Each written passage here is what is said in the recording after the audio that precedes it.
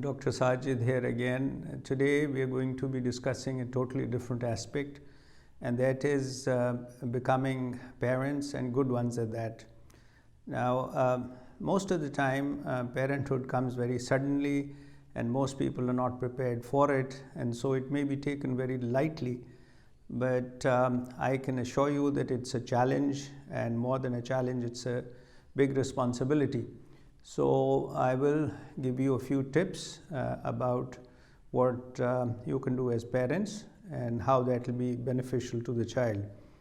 Now, becoming parents is a big responsibility. It is the responsibility for the continued physical growth of your child, also of emotional well-being, social and emotional, and also intellectual potential of the child is your responsibility also.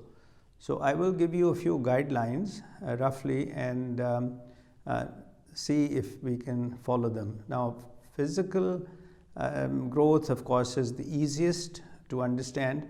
That is that you will be responsible for the child's growing to a full potential given the genetic constraints and socio-cultural conditions.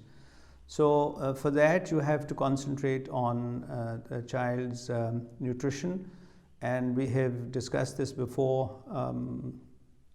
Breastfeeding exclusively for the first 6 months, solid foods after that, and then a variety of foods including fruits, vegetables, dairy, poultry, meat, some oils and some desserts.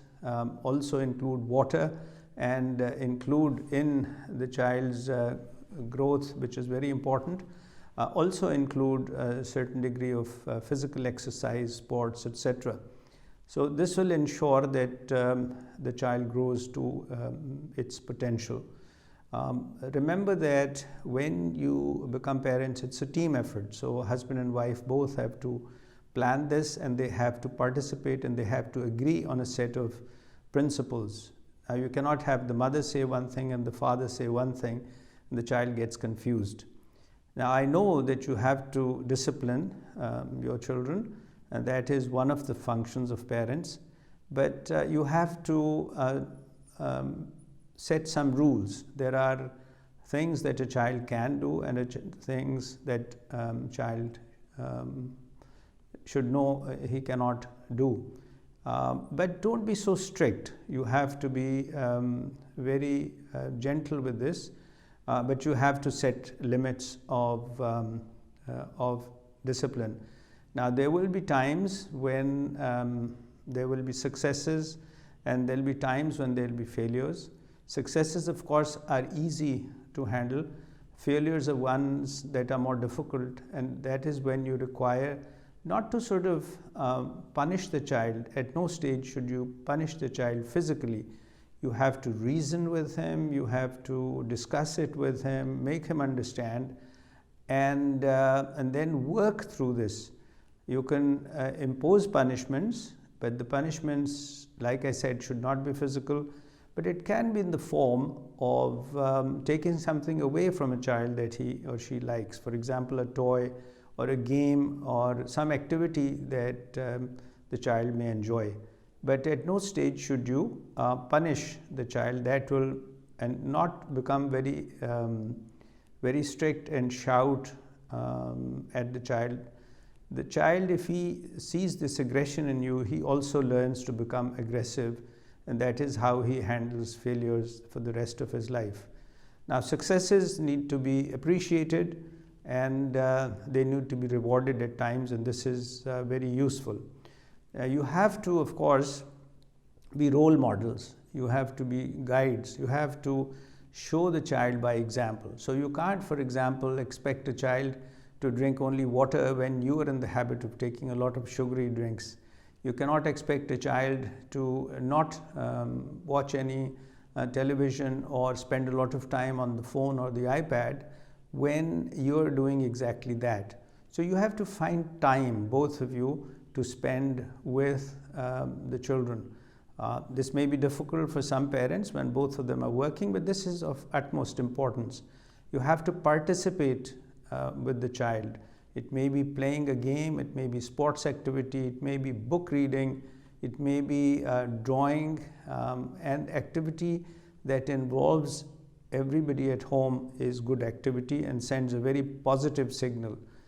The child's behavior depends on how you behave towards the child, and it's very important that you discuss and listen to what the child is saying, but you can be firm, but you don't have to be absolutely strict. Also, how the child behaves towards the others is pretty much set by you. If you explain to them that our social norms, our religious norms expect the child to show respect towards the elders, towards parents, towards grandparents, relatives, and to be kind and gentle to the younger children and to friends and to siblings, then this is what the child learns, and she will always follow what she has learned at home. So she learns from you, from the extended family, and some from the school, of course, but primary responsibility is with the parents. And lastly, the most important is the development intellectually. That is, how is the child going to fare in life? Now, your child may have an inclination towards something that you perhaps haven't thought about. You want the child to become something else, but the inclination of a particular child may be in a different field, and you have to support the child, you have to encourage the child, and the child should know that you are with him or her in her eagerness to learn what she finds very close to her heart. So you have to explain to the child that you will support the child, and you do that with love, and what you will see is the child will grow to his or her full potential. So these are some of the aspects that I thought might be important for you, and like I said, it's a responsibility and it's a challenge, but I'm sure with these guidelines and what you have learned from your own families, this will not be very difficult.